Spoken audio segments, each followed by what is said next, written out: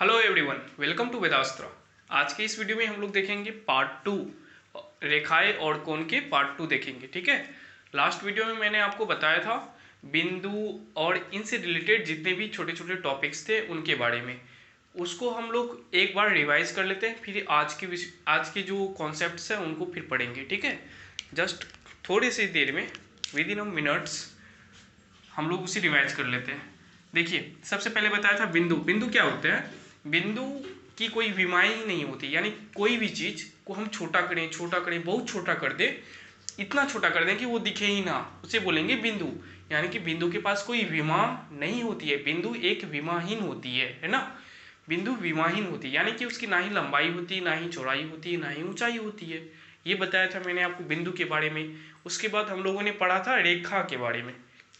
रेखा क्या होता है? रेखा का स्टार्टिंग पॉइंट और एंडिंग पॉइंट, यानी कि शुरुआती बिंदु और खत्म बिंदु हमें पता नहीं होती है। रेखा अनंत तक जाती है, इधर भी, है ना। उसे ही हम लोग बोलेंगे रेखा। रेखा को रिप्रेजेंट कैसे करते हैं? व्यक्त करने का तरीका ये है, ये ए है, ये बी है, तो हम लोग इसे व्यक्त करेंगे ए बी। ऊपर में तीर का निशान देके दोनों तरफ तीर का निशान लगा देंगे, ऊपर में लाइन खींच के, रेखा खींच के। ठीक है। उसके बाद मैंने आपको बताया था रेखाखंड के बारे में। रेखाखंड क्या होता है? देखो, इस रेखा का ही टुकड़ा ले लिए, ये मान लो ये P है, ये Q है। ये टुकड़ा जो है इसका स्टार्टिंग पॉइंट भी है और खत्म बिंदु भी है।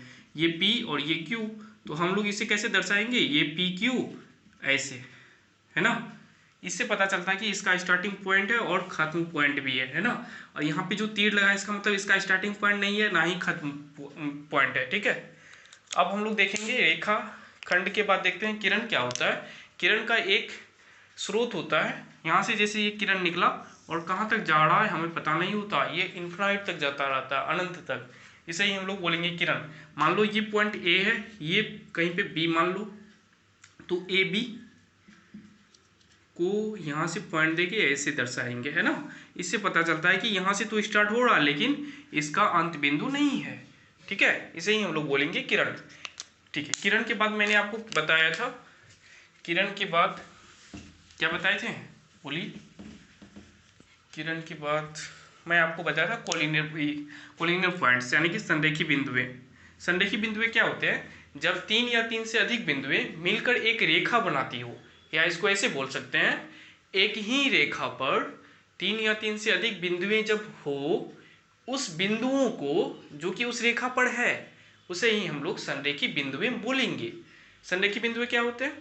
जैसे आप देखो, ये तीन बिंदुएं हैं, ये तीनों बिंदुएं हैं, ये तीनों बिंदुएं एक ही रेखा पर है, एक ही रेखा पर है ना। ये लाइन मेरा सीधा नहीं बन रहा है, जस्ट आप देख लो, ये बिंदु और ये बिंदु, ये तीनों जब एक ही रेखा पर हो, है ना, तब हम लोग इसे क्या बोलेंगे? इस बिंदु को और इस बिंदु को संरेखी बिंदु बोलेंगे। ठीक है। ओके। मान लो ये P है, Q है, R है, तो P Q R एक संरेखी बिंदु, P Q R ये तीनों संरेखी बिंदुएं हैं। ठीक है। यहाँ तक क्लियर? अब असंरेखी बिंदुएं भी मैंने आपको बताया था। संरेखी मीन्स एक ही रेखा पर हो, असंरेखी मीन्स जो एक रेखा पे ना हो। और मीन्स क्या होता है? नहीं।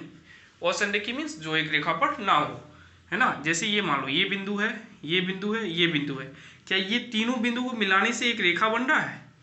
तीनों बिंदु को जब हम लोग मिलाएंगे एक रेखा बना? आप बोलोगे नहीं बना। नहीं बना, तो ये तीनों बिंदुएं, ये P Q R, ये बिंदु R, ये तीनों बिंदुएं क्या है? असंरेखी बिंदुएं है। यहाँ तक क्लियर? इसके बाद मैंने आपको बताया था शीर्ष के बारे में, भुजा के बारे में, कोण कब बनते हैं उसके बारे में, कोण बनने की शर्तें क्या होते हैं उसके बारे में। सबसे पहले देख लो शीर्ष क्या होता है। नहीं, पहले कोण देख लो। कोण क्या होता है? किसी एक पर्टिकुलर पॉइंट से, एक निश्चित बिंदु से दो किरण निकली, एक किरण इधर, एक किरण इधर, है ना। इन दोनों किरणों के बीच का जो क्षेत्र होता है, ये दोनों किरण, ये किरण और ये किरण, नाम दे देते हैं इसका, ये B है, ये O, ये C, ताकि बोलने में आसानी हो।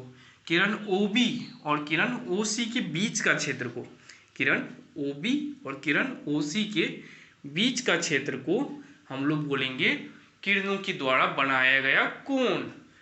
किरणों के द्वारा क्या हुआ, ये बनाया गया कोण, इस क्षेत्र को ही बोलेंगे कोण, है ना। तो इसे ही क्या कहते हैं, कोण कहते हैं। ठीक है, अब बताइए शीर्ष क्या होते हैं। शीर्ष, शीर्ष होता है ये वाला बिंदु, शीर्ष इसे कहलाएंगे। यानी कि एक ऐसा बिंदु जहां से दो किरणें निकलती हो, दो किरणें निकलती हो और दोनों किरणों के बीच में कोण बनता हो, तो उस बिंदु को, जिस बिंदु से दोनों किरणें निकली है, बिंदु को, इस बिंदु को हम लोग शीर्ष बोलेंगे। ठीक है, इसके बाद बताया जाए भुजा के बारे में। भुजा क्या होता है, जे ये जो बिंदु है, इस बिंदु से यानी कि ये शीर्ष से जो दो किरण निकले हैं, इन दो किरणों के बीच का क्षेत्र में क्या बना है, कोण। तो ये दो किरण जो है, इसी किरण को हम लोग बोलेंगे भुजा। किसका भुजा, कोण का भुजा, है ना। ये कोण है इसका, ये भुजा और ये भुजा, ये दोनों क्या हुआ, इस बिंदु का ये भुजा हुआ, ये भुजा हुआ। ठीक है, यहां तक क्लियर। ये सब चीजें मैंने आपको पार्ट 1 में बहुत डिटेल्ड वे में बताया हुआ है। ठीक है, आपको यदि यहाँ पे लग रहा है कि बहुत शॉर्टकट हम खींच रहे हैं, बस ये रिवाइजिंग वीडियो है ना, ये बस आपको बता रहा हूँ मैं पिछली वीडियोस की रिवाइज करके। एक बार दोबारा से रिपीट कर देते हैं तो अच्छी तरीके से आपके माइंड में छप जाएगी। ठीक है, इसलिए नहीं तो आप डिटेल देखना चाहते हो तो आप पार्ट 1 में जाके पहले देखो, और मेरे अनुसार पहले आपको पार्ट 1 ही देखना चाहिए, फिर इस वीडियो में आना चाहिए। चलिए अब आगे देखते हैं कोण बनने के क्या क्या शर्तें होते हैं। देखो भाई, कोण बनने के क्या क्या शर्तें होते हैं। फॉर एग्जाम्पल ये मैंने लिया एक, ये क्या है, ये रेखा है, नहीं पहले मैं आपको किरण बताता हूँ। ये किरण है, ये दूसरा किरण है। ठीक है, ये दोनों किरणें कहाँ पे काट रही है एक दूसरे को, इस पॉइंट पे। इस पॉइंट को हम लोग ओ नाम दे देते हैं।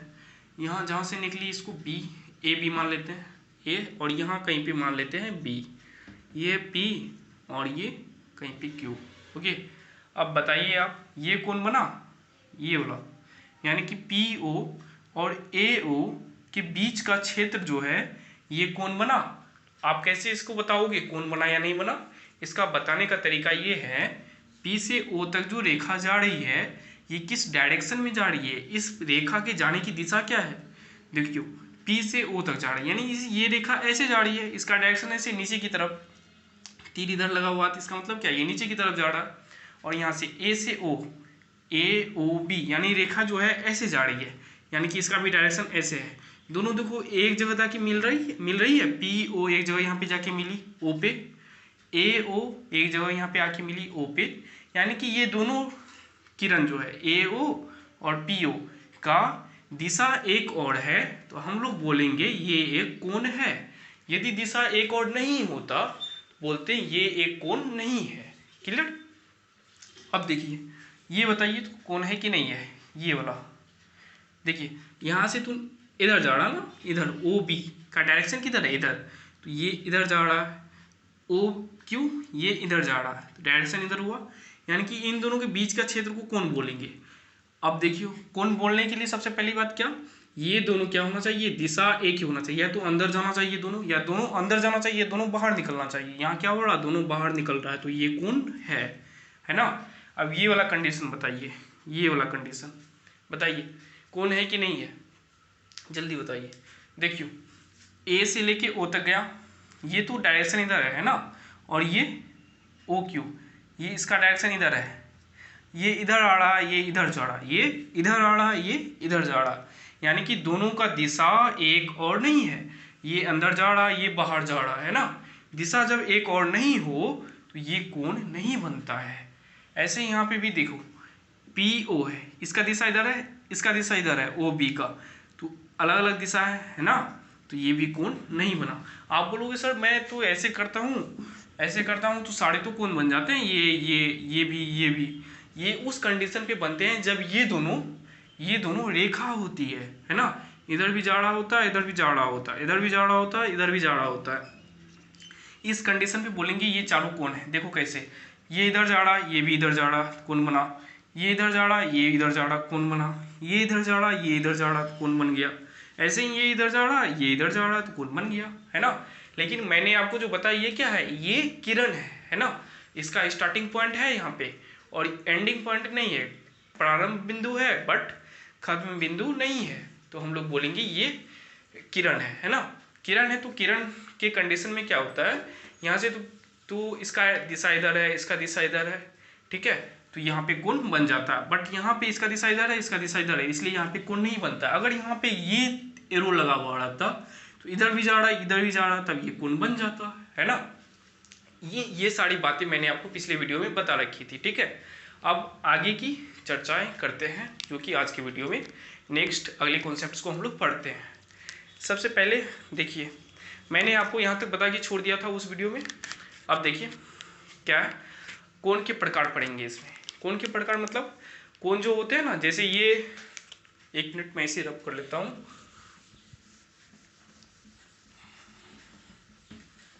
जैसे आप देखो, ये एक रेखा है, ऐसे ये जो कोण बना, ये छोटा सा कोण बना है ना, इसको हम कुछ और नाम दे देते हैं। ये कोण बना ऐसे, इससे देखो थोड़ा सा बड़ा बना ना, यहाँ पे कोण ये इतना बड़ा बन गया, यहाँ इतना सा बना था, तो इसको हम दूसरा नाम दे देते हैं। ऐसे इससे भी बड़ा बनाओ, इससे भी बड़ा बनाओ, इसको मिटा के हम लोग ऐसे कर देते हैं। ऐसे देखो बड़ा बनाना, तो इसको दूसरा नाम दे देंगे। और इससे भी बड़ा बनाना है तो क्या करेंगे, यहाँ तक दे देंगे, इतना बड़ा हो गया है ना। और इससे भी बड़ा बनाना हो तो, अच्छा इसका इतना बड़ा बना तो इसको दूसरा नाम दे देंगे। इससे भी बड़ा बनाना हो तो ये डायरेक्ट यहाँ से यहाँ तक पूरा गोल घूम गया है ना, इसको हम लोग दूसरा नाम दे देंगे। बस यानी कि कोण के प्रकार में आपको क्या रखना है, कोण के प्रकार में आपको बस नाम याद रखने हैं कोणों के। इतना बड़ा कोण बनाता है, इसका क्या नाम होगा, इससे थोड़ा सा बड़ा बना तो उसका नाम क्या होगा, थोड़ा सा बड़ा बना तो उसका नाम क्या होगा। यानी कि बस आपको कोण के नाम याद रखने हैं, ठीक है। और कहाँ से कहाँ तक, ये कितना डिग्री का बनेगा तो हम इसे क्या नाम देंगे, उनके बारे में जानते हैं। आपको नाम याद होने चाहिए, नाम मैं अभी आपको बता रहा हूँ, ठीक है। सबसे पहले हम लोग देखते हैं न्यून कोण के बारे में। कोण के प्रकार में पहला कोण है न्यून कोण। न्यून कोण, न्यून मीन्स देखो क्या होता है, न्यून, न्यून मीन्स बताइए तो क्या होता है, न्यून कोण। न्यून मीन्स क्या होता है, न्यून मीन्स होता है कम। क्या होता है, कम, छोटा, है ना। यानी कि छोटा कोण। छोटा कोण कब बनेगा, जब ये रेखा है, ये रेखा है, ये बना कोण, छोटा कोण, सबसे छोटा ये, मतलब यहाँ से ये देख लो, यहाँ पे मैंने न्यून कोण बना रखा है। यानी कि छोटा कोण कहाँ से कहाँ तक हो सकता है, इसका रेंज, ये इसका फैलने का जगह कहाँ से कहाँ तक हो सकता है, ये 0 डिग्री से बड़ा होगा। क्योंकि 0 डिग्री क्या होता है, ये रेखा है, इसी के ऊपर दूसरा रेखा आ गया, तो इन दोनों रेखाओं के बीच में कुछ खाली जगह है ही नहीं। जब खाली जगह नहीं है तो कितना डिग्री का कोण हुआ, 0 डिग्री का, है ना। तो यहाँ तो कुछ तो कोण बनना चाहिए 0 से थोड़ा सा बड़ा, तो इसे हम 0 से थोड़ा सा बड़ा किए, ठीक है। और कहाँ तक, ये मान लो थीटा है ये कोण, तो हम लोग इसे थीटा मान लेते हैं। और किससे छोटा होना चाहिए, 90 डिग्री से छोटा। ये चिन्ह आपको पता है ना, ये चिन्ह, ये चिन्ह और ये चिन्ह, ये तीनों चिन्ह आपको पता होने चाहिए। ये मतलब हुआ कि इधर छोटा है, इधर मुंह बंद है, इसका मतलब इधर छोटा, और इधर खुला हुआ बड़ा। ऐसे यहाँ पे इधर खुला हुआ है मतलब इधर बड़ा है, और इधर बंद है मुंह, तो ये छोटा है ना। ये बराबर का चिन्ह हुआ, यानी कि इस तरफ जितना है उस तरफ भी उतना ही है, ठीक है। अच्छा, इसके नीचे हम ऐसे लगा दिए तो मतलब ये हुआ कि इधर जो चीज़ है और इधर जो चीज़ है, इधर वाली चीज़ छोटा होगा, इधर वाली चीज़ बड़ा होगा, या बराबर होंगे दोनों। क्या होंगे, बराबर होंगे। ये जो चिन्ह आया मतलब बराबर, देखो ये ऐसे मिला, ये ऐसे, ये दोनों क्या, किसका चिन्ह है, बराबर का, है ना। ये तो होगी चिन्ह वाली बात है, ये छोटी क्लास में आप लोग पढ़े होंगे, पढ़िए यहाँ से। उसके बाद हम लोग करते हैं, सॉरी 1 मिनट माइक गिर गया।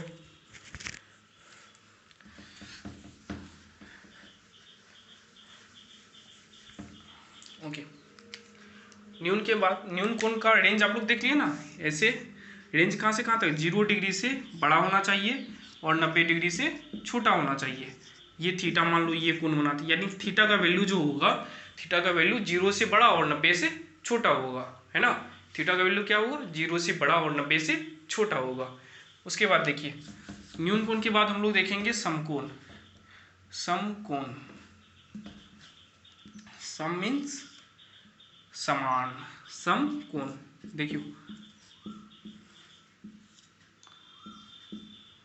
सम मीन्स क्या होता है, सम मीन्स समान, है ना, एक समान, बराबर। कोण मीन्स कोण, यानी कि ऐसा कोण जो कि एक समान हो, बराबर हो। जैसे मैंने यहाँ पे ऐसे कर लिया तो ये पूरा जो कोण बनता है ना, ये 180 डिग्री का बनता है। तो इसको ये जो कोण है, ये रेखा जो है, ये लंब आप बोल सकते हो, ये क्षैतिज रेखा पे ये ऊर्ध्वाधर रेखा जो पड़ा है इसे हम लोग लंब बोलेंगे। तो इसके इस साइड में जो कोण बना और इस साइड में जो कोण बना, दोनों कोण बराबर होते हैं। और आपको पता है कि ये यहाँ से यहाँ तक कितना होता है, यहाँ से यहाँ तक कितना होता है 180 डिग्री, है ना। तो जब ये इधर भी उतना इधर भी उतना, ये दोनों कोण बराबर है, तो दोनों बराबर है तो दोनों कितना कितना डिग्री का होगा, 2 से भाग कर देंगे, 2 9 18 0, यानी कि 90 डिग्री का। कितना डिग्री हुआ, 90 डिग्री का, है ना। ठीक है, समकोण कितना डिग्री का होता है, 90 डिग्री का। समकोण कितना डिग्री का होता है, 90 डिग्री का। सम आप ऐसे दिमाग लगाओ, सम मीन्स समान, समान कोण 180 है, उसका आधा आधा 90 90 हुआ, है ना। ठीक है, अच्छा 90 डिग्री को हम लोग ऐसे प्रदर्शित करते हैं, ये हुआ क्षैतिज रेखा, ये ऊर्ध्वाधर रेखा, और 90 डिग्री बताना हो तो इसको ऐसे ऐसे हम बना देते हैं। ये ऐसे देख रहे हो, ये किसकी तरह बना, वर्ग की तरह, है ना। हम ऐसे बना दिए, इसका मतलब ये कोण कितना डिग्री का है, 90 डिग्री का है। और ये जो होता है ना, इसे ही हम लोग बोलते हैं लंब। क्या बोलते हैं, लंब बोलते हैं। ठीक है, समकोण हो गया, मैंने यहाँ पे लिख दिया है समकोण। जो ये जो थीटा है कितना डिग्री का होता है, 90 डिग्री का समकोण। ये ऊर्ध्वाधर लंब है, ये क्षैतिज रेखा है। समकोण का रेंज फिक्स, समकोण फिक्स है ना, 90 डिग्री तो 90 डिग्री, ना ही इससे छोटा ना ही इससे बड़ा। लेकिन न्यून कोण क्या है, फिक्स नहीं है, ये 0 से बड़ा होगा और 90 से छोटा होगा। यानी कि अगर 90 से छोटा आप क्या मानोगे, 89, 89 से थोड़ा सा बड़ा, है ना, 89 डिग्री और 59, 59 सेकेंड, 59 मिनट्स और 59 सेकेंड्स, यहाँ तक की जो रेंज होंगे ये क्या होंगे, बताइए क्या होंगे, न्यून कोण होंगे, है ना। आप बताओ। अच्छा, ये मैंने जो बताया अभी सेकेंड्स मिनट्स, ये क्या होते हैं, इसके बारे में आप लोग जब 10th क्लास में जाओगे ना, उस टाइम पे त्रिकोणमिति चैप्टर जब पढ़ोगे, उसमें मैं बहुत डिटेल तरीका से बताऊंगा ये मिनट्स सेकेंड्स क्या होते हैं एक्चुअली। ठीक है, अभी बस आप इस कान से सुनो, इस कान से निकाल दो। ठीक है, अब आगे देखो। समकोण के बाद हम लोग पढ़ेंगे अधिक कोण। अधिक मीन्स अधिक, ज़्यादा, है ना। जो ज़्यादा कोण हो उसे हम लोग अधिक कोण बोलेंगे। याद करने की सिंपल ट्रिक देखो, ये कितना है 90, इससे थोड़ा सा ज़्यादा करियो, ऐसे हो गया, तो इसको हम क्या नाम देंगे, अधिक कोण। क्या नाम देंगे, अधिक, यानी कि ज़्यादा, है ना, अधिक कोण। देखो ये मान लेते हैं यहाँ से यहाँ तक जो ये क्षेत्र है, इस क्षेत्र को हम लोग थीटा डिग्री मान लेते हैं, ना। ये कोण जो बना, ये रेखा ओ ए और ओ बी, ओ ए और ओ बी के बीच का क्षेत्र को, बीच का क्षेत्र जो है उसे हम लोग मान लेते हैं थीटा डिग्री। तो ये जो थीटा डिग्री होगा, इसका रेंज यानी कि कहाँ से कहाँ तक ये इसका वैल्यू आएगा, है ना। कहाँ से कहाँ तक आएगा, ये 90 डिग्री से बड़ा होगा और 180 डिग्री से छोटा होगा, है ना। 90 डिग्री से बड़ा, 180 से छोटा, इसे ही हम लोग बोलेंगे अधिक कोण। क्या बोलेंगे, बोलिए, अधिक कोण, है ना। अच्छा जी, ये तो हो गया अधिक कोण, मैंने यहाँ लिख दिया 90 से बड़ा और 180 से छोटा, इसे ही हम लोग बोलेंगे अधिक कोण। ठीक है, यहाँ तक क्लियर। अब आते हैं ऋजु कोण क्या होता है। देखियो, ये 180 से छोटा, अब कहाँ जाएंगे, इसके अगले स्टेप पे 180 पे, है ना। तो उसी 180 को हम लोग बोलेंगे ऋजु कोण। क्या बोलेंगे, ऋजु कोण। जैसे ये मान लो, ये कहीं पे बी है यहाँ पे, तो यहाँ से यहाँ तक जो आप चाप लेके मापोगे, आता है ना चांद प्रोटेक्टर, उससे जब आप मापोगे तो ये कितने डिग्री का कोण बनेगा, कितने डिग्री का बनेगा, 180 डिग्री का कोण बनेगा, है ना। ये कितना डिग्री का कोण बनेगा, 180 डिग्री का कोण बनेगा। इसे ही हम लोग बोलेंगे ऋजु कोण। क्या बोलेंगे, ऋजु कोण, ऋजु कोण। अच्छा, जब ये ऋजु कोण बनता है तो ये एक सीधी रेखा होती है ना। देखो ये यहाँ से यहाँ तक बिल्कुल एक सीधा रेखा है, इसके द्वारा ही 180 डिग्री का कोण बनता है ना।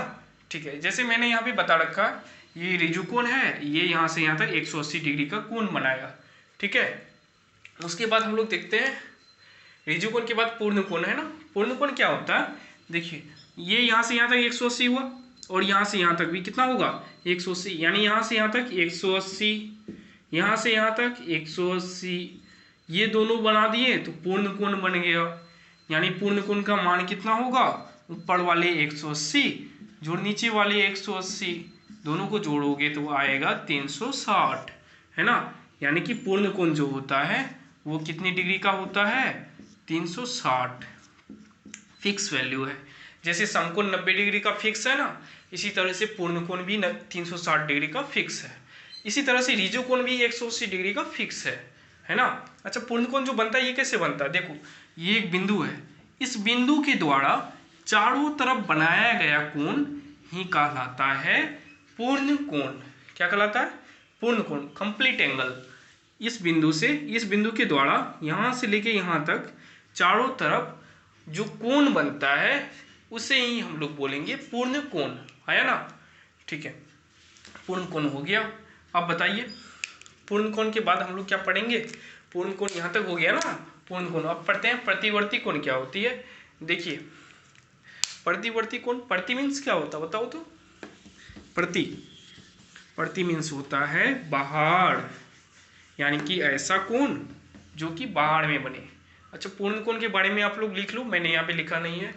पूर्ण कोण क्या होता है, लिखिए किसी एक बिंदु के द्वारा बनाया गया पूरा कोण ही पूर्ण कोण कहलाता है। ऐसे लिखो, किसी एक बिंदु के द्वारा बनाया गया कोण पूर्ण कोण कहलाता है। फिर नीचे में लिखिए पूर्ण कोण बराबर 360 डिग्री। ठीक है, अब देखते हैं प्रतिवर्ती कोण क्या होता है।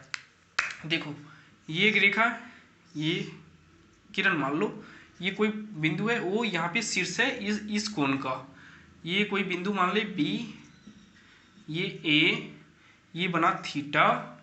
इस थीटा की जो बाहर में जो कोण बना इसे ही हम लोग बोलेंगे प्रतिवर्ती कोण। क्या बोलेंगे, प्रति मीन्स क्या होता है, बाहरी। क्या होता है, बाहरी। वर्ती मीन्स ऐसे गोल वृत्त की तरह, है ना। प्रतिवर्ती कोण ही क्या कहलाएगा, बाहरी कोण। जैसे ये थीटा है तो बताओ तो इसका बाहरी कोण कितना डिग्री का होगा। आपको पता है ये बिंदु है, इसके चारों तरफ से बनाया गया कोण कितना होता है, 360 डिग्री। तो यहाँ भी ये बिंदु है, इसके चारों तरफ कितना कोण होगा, 360 डिग्री। लेकिन हमको नहीं लेना है क्या, ये थीटा, है ना। थीटा को छोड़ के जितना कोण बना उसे बताना है। तो थीटा को क्या करेंगे, इसमें से घटा दो, घटा थीटा, इतना हो गया ये प्रतिवर्ती कोण, है ना। तो प्रतिवर्ती कोण क्या लिखेंगे, मान लो ये थीटा है तो हम लोग लिखेंगे प्रतिवर्ती कोण, थीटा का प्रतिवर्ती कोण, थीटा का प्रतिवर्ती कोण बराबर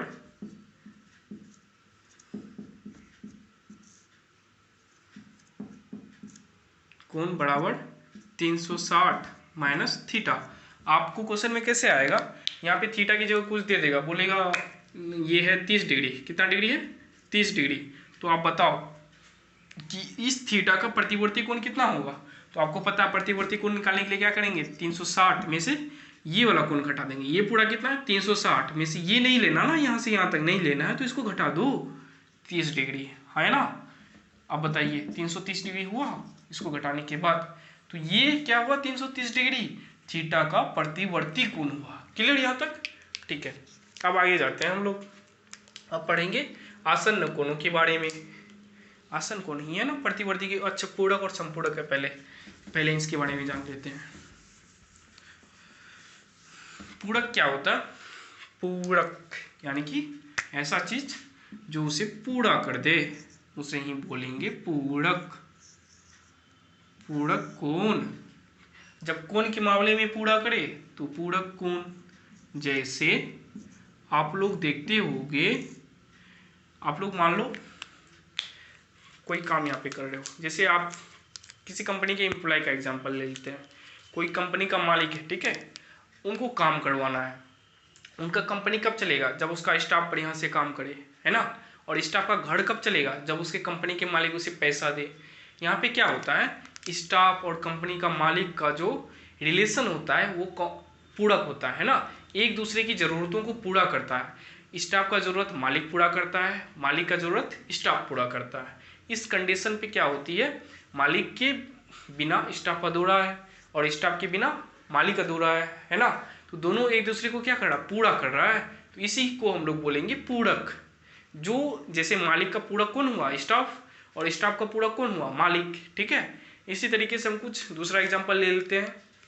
जैसे आप लोग मान लो, जैसे आप लोग कुछ भी मान सकते हो, इस तरह के एग्जांपल्स आपके घर में भी होंगे, है ना। जैसे फॉर एग्जांपल आप मान लो कोई बिजनेस कर रहे हो, बिजनेस वाला तो एग्जांपल दे दिया ना, आप कुछ भी मान सकते हो। फॉर एग्जांपल आप ले लो, यही ले लो, कोई दुकानदार है ना, किराना दुकानदार।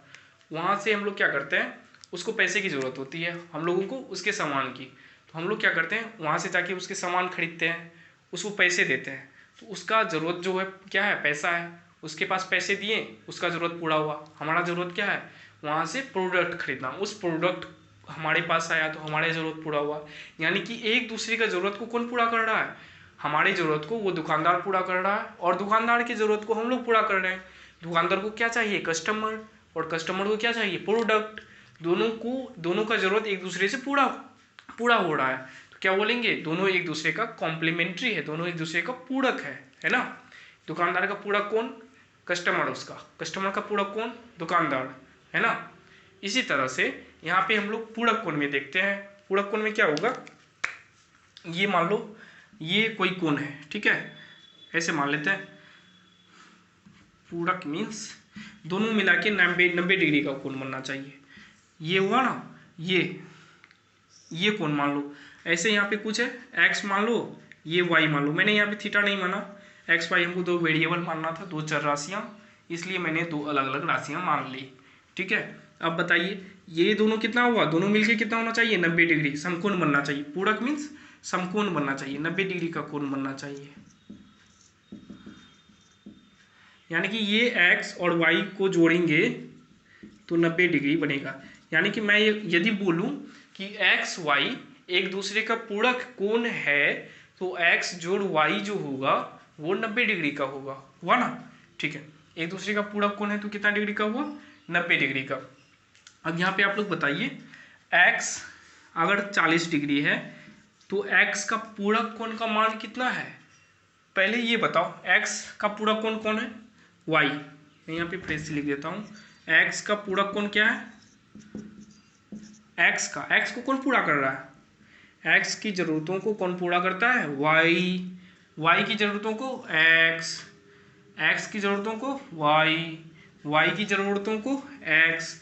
ये दोनों एक दूसरे को पूरा करता है, एक दूसरे की जरूरतों को पूरा करता है, तो इसे हम लोग बोलेंगे पूरक कोण। एक्स का पूरक कोण वाई का पूरक कोण एक्स का पूरक कोण वाई का पूरक कोण एक्स। क्लियर यहाँ तक, ठीक है। तो अब बताइए, ये दोनों से मिला के कितना होना चाहिए, 90 होना चाहिए। मान लो एक्स के पास है 40, कितना 40, तो एक्स को और कितना चाहिए कि ये 90 डिग्री का हो जाए, कितना चाहिए, 50 चाहिए, है ना। तो वाई 50 रुपया इसको देगा, रुपया मान लेते हैं, दोनों से मिला के 90 रुपया होना चाहिए। एक्स के पास है 40 रुपया, इसका जो पूरक है, इसको सहायता करने वाला, इसके पास है 50 रुपया, दोनों मिला के 90 रुपया हो गया। तो एक्स की जो पूरक है, एक्स का जो पूरक है ये 50 रुपये वाले, भैया ये 50 रुपये वाले है ना, इसको ही हम लोग बोलेंगे पूरक कोण। क्या बोलेंगे, पूरक। यानी एक्स का पूरक कौन हुआ, वाई। ऐसे ही वाई के पास है 50 रुपया, इसको और कितना का जरूरत है, 40 का, तो वाई का पूरक कौन हुआ, एक्स। कंप्लीट, एक्स, वाई का पूरक कौन हुआ, एक्स। आई थिंक आपको ये पूरक कोण समझ में आ गई होगी अच्छी तरीके से। जैसे मैं दूसरा एग्जांपल लेता हूँ। फॉर एग्जांपल आप लोग मान लो कि P + Q बराबर 90 डिग्री, यानी कि मैं ऐसे क्वेश्चन देता हूँ, P और Q पूरक कोण है। क्या है, पूरक कोण है, दोनों एक दूसरे के पूरक है। तो बताओ P अगर 45 डिग्री है तो Q भी कितना आएगा, तो P का पूरक कोण कितना आएगा। ऐसे नहीं क्वेश्चन आएगा, P बोलेगा 45 डिग्री है तो P का पूरक कोण यानी कि Q कितना है, ऐसे देगा। P 45 है तो P का पूरक कोण का मान ज्ञात कीजिए। तो P का पूरक कोण क्या है, Q। तो Q का मान कितना होगा, 90। टोटल कितना है, 90, दोनों को जोड़ेंगे तो 90 आया ना, 90 में से 45 घटा देंगे, आ गया 45। ये क्या हुआ, P का पूरक कोण हुआ। ठीक है, ऐसे ही संपूरक कोण भी यही होता है, बस संपूरक कोण में दोनों का योग होता है, संपूरक कोण में क्या होता है, दोनों का योग, यानी कि जो दो कोण है, ये कोण मान लेते हैं, ये x ये y, तो x प्लस y जो होता है वो होता है 180 डिग्री। कितना डिग्री, 180। लेकिन पूरक में x प्लस वाई कितना होता था, 90 डिग्री का। संपूरक में कितना होता है, 180 डिग्री का। यहाँ तक क्लियर, ठीक है। ऐसे ही मैं बोलूँ कि x का संपूरक कोण का मान, x का संपूरक कोण क्या है, आप बोलोगे y का संपूरक कोण क्या है, आप बोलोगे x, ठीक है। मान लेते हैं x है 40 डिग्री, 40 डिग्री, तो x का संपूरक कोण बताइए, क्या करोगे आप, 180 में से 40 घटा दोगे, वो आएगा 140, जो कि x का संपूरक कोण है। x को पूरा करने वाला भैया y है, y को कितना होना चाहिए, 140 होना चाहिए, तब ये क्या होगा, x का संपूरक कोण बनेगा, ठीक है। यहाँ तक क्लियर।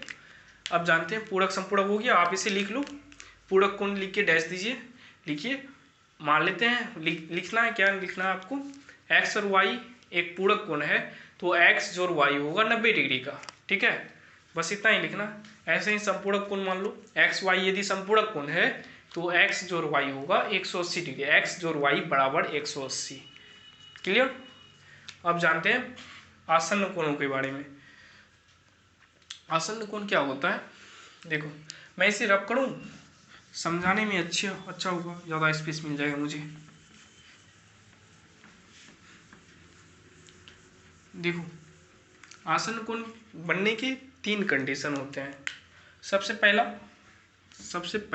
कंडीशन क्या है, पहले तो ये देख लो, ये है ना, ये रेखा नहीं, किरण बोलो, ओ ए बी के बीच का जो कोण बना, ठीक है, और ये कोण यहाँ पे बनाते हैं हम, ये मान लेते हैं P, ठीक है, ये कोण मान लो, और ये कोण, इसका कुछ नाम दे देते हैं, ये लो x, ये y, ठीक है। अब बताइए, ये जो x है और ये जो y है, ये दोनों कोण आसन्न कोण कहलाएंगे। ये दोनों कोण, यानी कि ये दोनों कोण x और कोण y आसन्न कोण कहलाएंगे सिर्फ और सिर्फ तब जब इसके 3 शर्तें लागू हो जाएंगे। तब देखो 3 शर्तें क्या होती है, इसकी एक उभयनिष्ठ भुजा होनी चाहिए, उभयनिष्ठ मीन्स कॉमन भुजा होनी चाहिए। इन दोनों कोणों का कॉमन भुजा, उभयनिष्ठ भुजा क्या है, ये OP क्या है, उभयनिष्ठ भुजा, यानी कि कॉमन, जिसे आप इंग्लिश में कॉमन बोलते हो ना, उसे हिंदी में हम लोग उभयनिष्ठ बोलते हैं।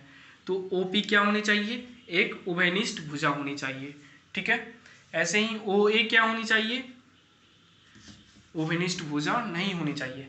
3 भुजा से ये दोनों कोण बना, एक भुजा तो दोनों का कॉमन होना चाहिए, उभयनिष्ठ होना चाहिए। बाकी जो अउभयनिष्ठ भुजाएं हैं, नॉन कॉमन साइड्स है ना, ये दोनों क्या है, OA OB, ये दोनों तो कॉमन नहीं है ना दोनों कोणों के लिए। देखो y के लिए तो OA है, क्या x के लिए भी OA है, नहीं, x तो बन रहा है OP और OB से, तो OA तो नहीं आया ना x के पास, तो ये कॉमन नहीं हुआ। ऐसे ही y के लिए तो OA है OP है, लेकिन क्या OB है y के लिए, y कोण OB रेखा से बन रहा है, इसका कोई योगदान है OB रेखा का y कोण बनाने में, नहीं है, तो y कोण के लिए OB रेखा नहीं है ना।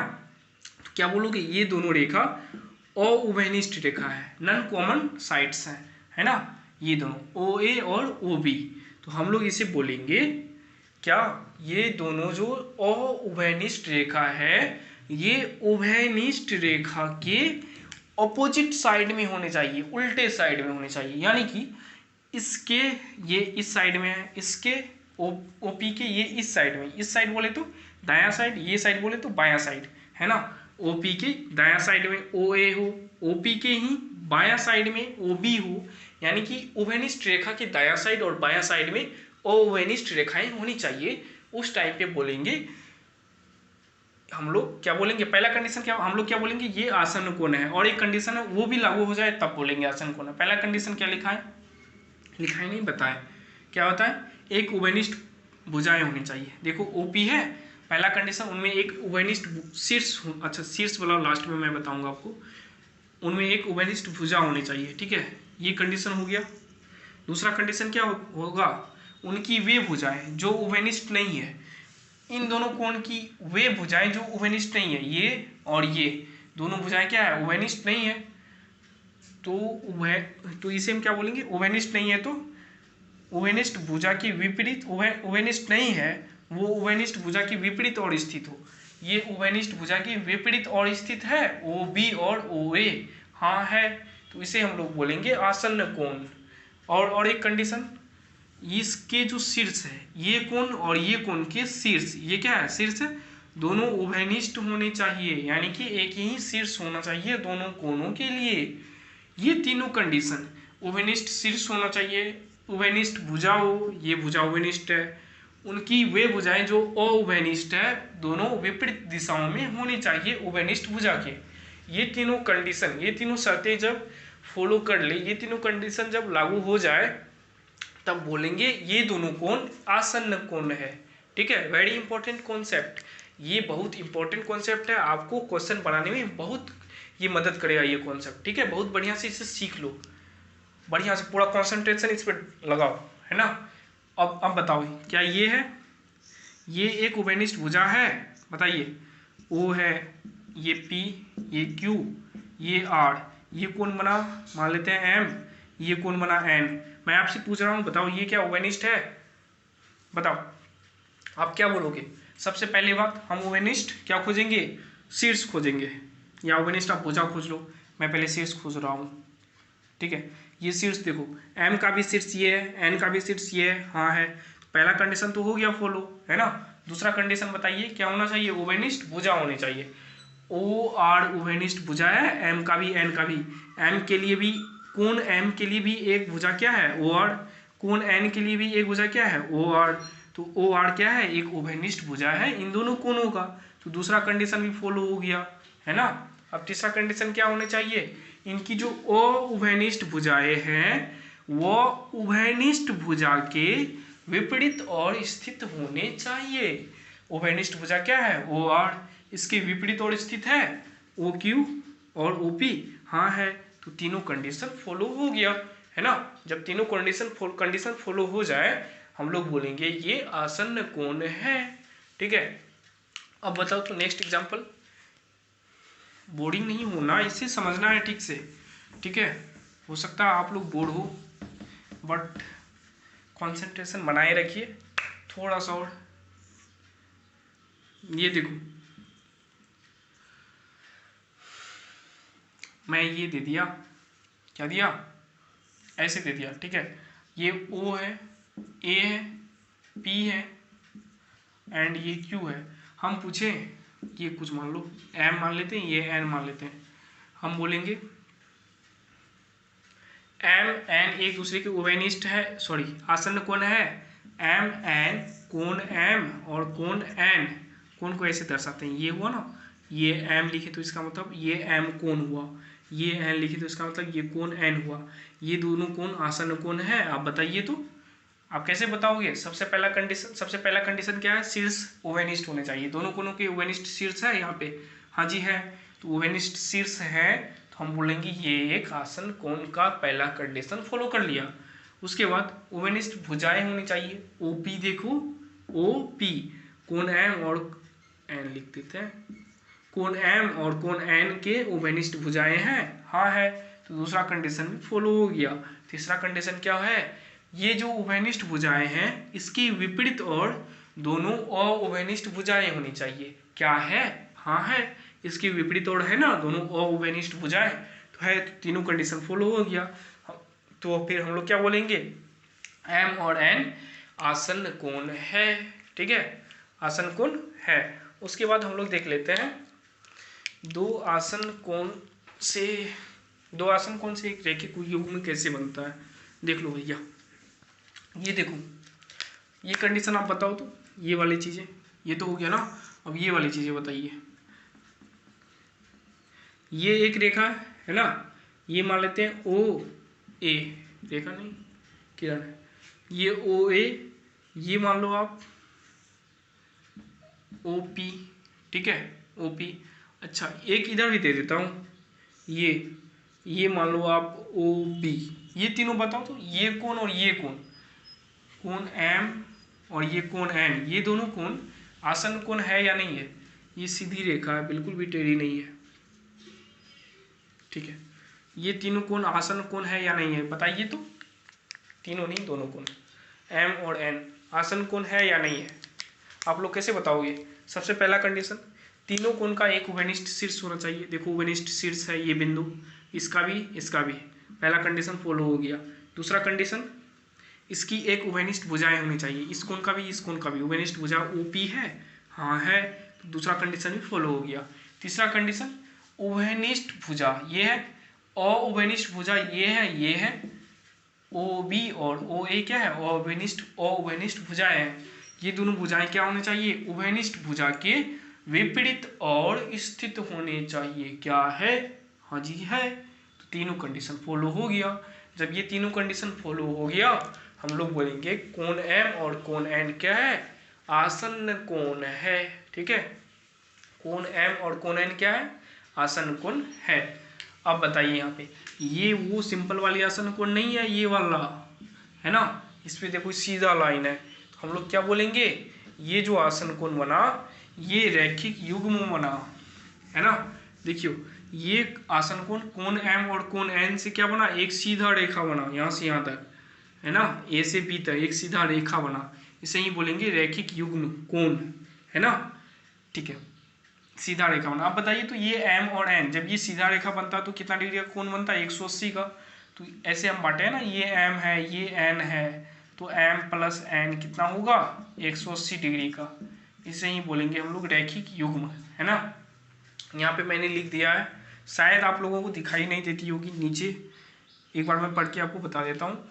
दो आसन्न कोण एक रैखिक युग्म बनाते हैं यदि उनकी अउभयनिष्ठ भुजाएं, दो आसन्न कोण रैखिक युग्म बनाते हैं, ए से लेके बी तक रैखिक युग्म बनाते हैं यदि उनकी अउभयनिष्ठ भुजाएं, ये है ना अउभयनिष्ठ भुजाएं, ओ ए और ओ बी, अउभयनिष्ठ भुजाएं क्या होनी चाहिए? विपरीत किरणें हो, एक दूसरे के विपरीत हो। ये इधर जा रही है, ये बिल्कुल इसके विपरीत इधर जा रही है, तो क्या बोलेंगे?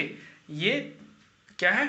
आसन, ये क्या है? एक रैखिक युग्म बनाती है, कौन? कोण एम और कोण एन, ठीक है। और ये दोनों विपरीत किरणें जो है मिलके एक रेखा बनाती हो, क्या बनाती हो? रेखा बनाते हो, इसे ही बोलेंगे, क्या बोलेंगे? रैखिक युग्म, ठीक है। एक बार और पढ़ लेता हूँ। दो आसन्न कोण एक रैखिक युग्म बनाते हैं यदि उनकी अउभयनिष्ठ भुजाएं विपरीत किरणें हो तथा मिलकर एक रेखा बनाए। आप इसे लिख लो, मैं जो भी बोला। यहाँ तक तो हो गई आसन्न कोणों के बाद। उसके बाद हम लोग पढ़ते हैं रैखिक कोणों का रैखिक युग्म भी हो गया। अब शीर्षाभिमुख कोण क्या होते हैं इसके बारे में जानते हैं।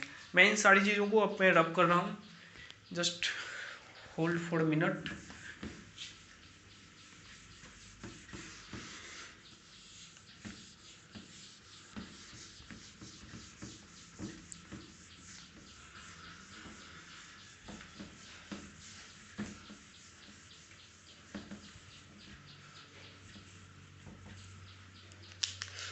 देखो, शीर्षाभिमुख कोण यानी कि जैसे मान लो ये है दो किरणें नहीं, रेखा मान लेते हैं, ये इधर भी है, दोनों तरफ जाएगा।